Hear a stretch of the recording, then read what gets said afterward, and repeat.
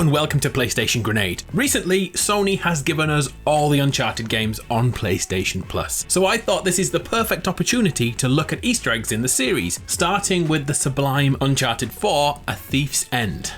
Whether this is your first time experiencing the globe-trotting finale of the Uncharted series, or you're a grizzled veteran, let's look at 21 of the best secrets and references we can find. Oh, and many of these will net you trophies, so there's every reason to try these for yourself. Let's kick things off with the developers themselves, shall we?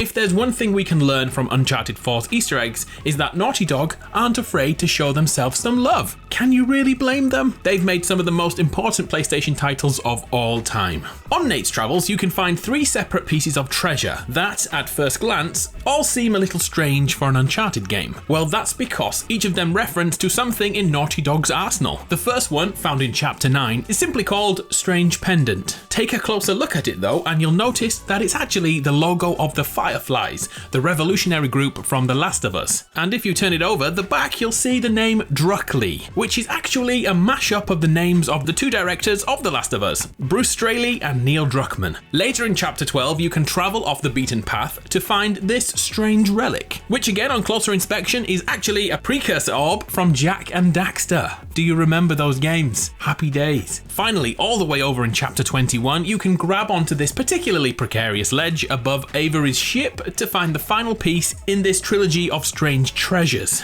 the strange fruit. Can you guess what it is? Of course you can. It's a piece of the iconic Wumpa fruit from the Crash Bandicoot series, complete with a cool pixelated look.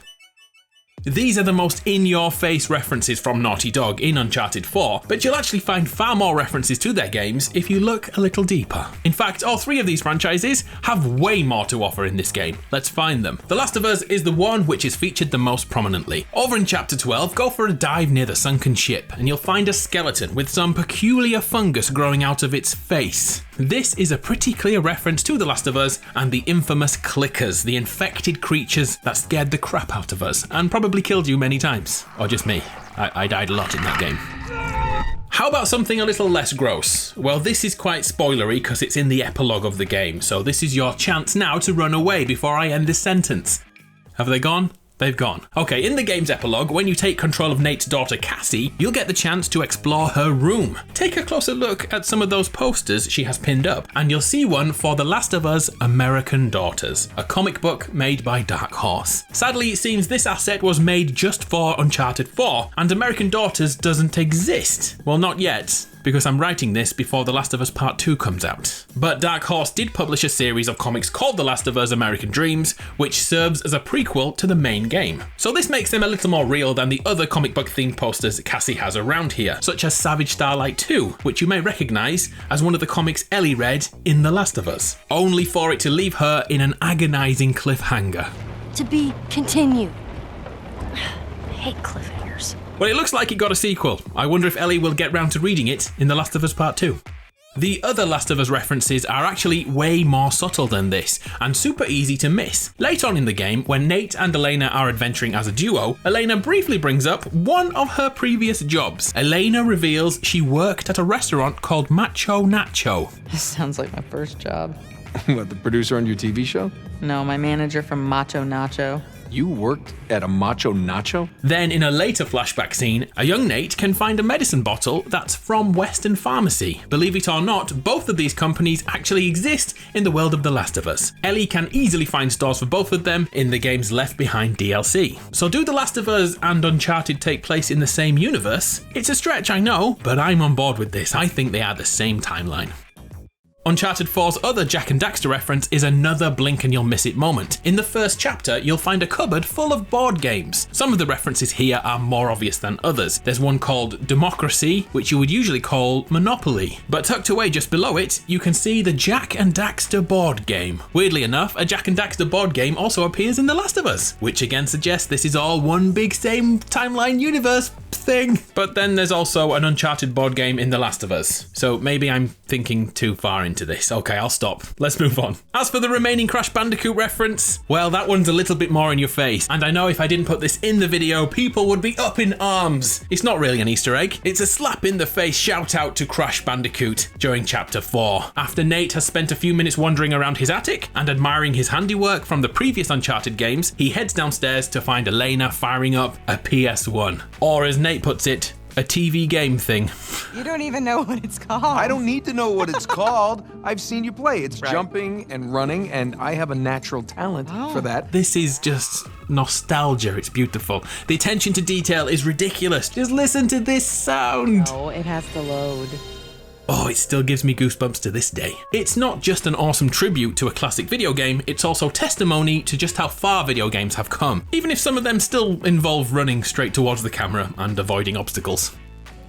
Well, now we've got Naughty Dog's older titles out of the way, you'd think that would be the end of this self-referential cycle we're in. Well, no, not a chance. It seems fitting though, given Uncharted 4's slightly more nostalgic take on Nate's adventures, such as an entire scene dedicated to looking back at his career in the attic. Some really good memories there. But on top of that, even some of Nate's jokes make reoccurring appearances in Uncharted 4. If you choose to take a dip during Chapter 12, Nate will try and play the classic game Marco Polo with Sam. Marco what? This may seem like a nothing moment. Well, he's actually done this in every game since Uncharted 2. Back then, he tried it with Chloe, and had pretty much the same amount of success back then. Hey, check it out. Marco. Really? Come on. In Uncharted 3, he did this again, all by himself. Marco. Anyway, let's move on from Naughty Dog's ego and take a look at other Easter eggs and references. In Chapter 11, wander over to the Passport Bureau and you can hear Sully and Drake have this little exchange. We have that to look forward to when we get back to the States. Could be worse. Could be our Stotska. Oh. Arstotzka is actually the fictional country that plays host to the 2013 indie classic Papers, Please, where you play as an immigration officer reviewing immigrants as they try to enter the country. Looks like Naughty Dog have some love for the little guy too. And also, while we're here, this location is home to one of my favourite Easter egg conversations in the game. Grab an apple on the way to the market and make sure Nate stops to meet this friendly little lemur. Shortly after, that pesky little guy will come running up to you and steal that apple from your grasp, earning you the trophy, "Don't feed the animals." While that's pretty cool as it is, the amazing part happens immediately after. Just listen to this. You know what? After this is over and done with, I'm gonna get a dog. Hey, if we come out of this in one piece, I'll buy you the damn dog. Can I name it Victor? Sure. Fast forward to the epilogue, and as you can see, the Drakes now have a family dog, and its name is Vicky. Hey, Vicky. I suppose Victor wouldn't mind too much, it's close enough. Later on in the same chapter, Nate will find himself making his way up to a clock tower. Keep climbing your way to the very top of the tower and eventually you'll see this spire, allowing Nate to take stock of his surroundings. Not only will you net yourself the trophy "I can see my house from here," but you'll also get a subtle reference to the Assassin's Creed series, where each iteration of the game forces us to climb up more randomly huge buildings in order to synchronize and fully see our surroundings. Whilst we don't know if Naughty Dog themselves intended this to be an Easter egg, it was certainly interpreted that way by Ubisoft, when they later went on to make Assassin's Creed Origins. They too had a trophy for reaching the greatest high point in the game, and what was that trophy called? "I can see my house from here." Awesome stuff.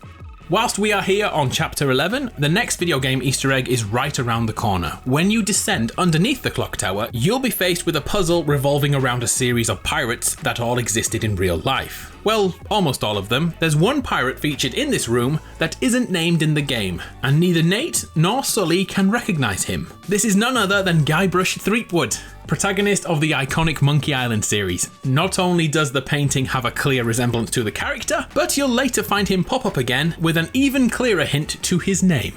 And there's loads more cool stuff here in Chapter 11. When Nate and Sully finally leave the clock tower, you'll see a cutscene of the two trying to spot Sam's tower. When the cutscene ends, do yourself a favour and do nothing at all. Seriously, don't even touch the controller. Stand still long enough and you'll eventually unlock the Stage Fright trophy. In case this makes no sense to you, the reference is from the infamous Uncharted 4 demo at E3 in 2015, when exactly this happened. Nate was left standing there awkwardly and the team had to restart the demo to get it working. Awkward as hell, but also how cool is it that they can make fun of themselves? I respect that. Here's something else to keep an eye out for when you jump in a truck later in the chapter. If you take a closer look at the license plate, you'll see it reads VN373. Turn it upside down and look what you've got. Elena, the name of Nate's wife. Cool touch.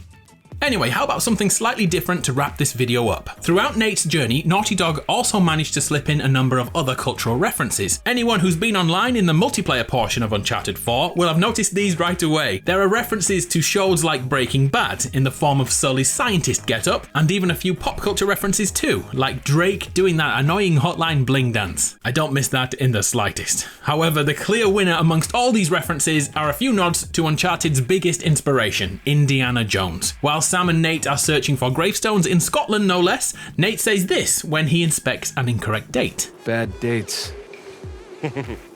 It's a reference to Raiders of the Lost Ark, after Indy narrowly avoids eating some poisoned dates himself. Bad dates. Oh, and also Nate can't help himself but use one of Indy's most famous lines when fighting Nadine. Did you know all the artifacts here are stolen? They belong in a museum. That belongs in a museum. Honor amongst thieves, I guess. So that's about it for Uncharted 4's Easter eggs. I feel like we should have made this in 2016, but this was damn fun to do in 2020. I do hope you enjoyed this. If you ever play this game again, remember you can jump into the bonus menu after you've finished the game, and you can look at different ways to render out the game's visuals. Switch it up. There's even one which is cel-shaded, which looks like Borderlands. There's another one where all the enemies are bright red, like Superhot. Anyway, I'll keep talking if I don't shut up very soon, so I'll get out your way. It's been a pleasure. I hope you enjoyed this. I'm Adam from PlayStation Grenade. Do the like thing, do the subscribe thing, and I'll see you next time.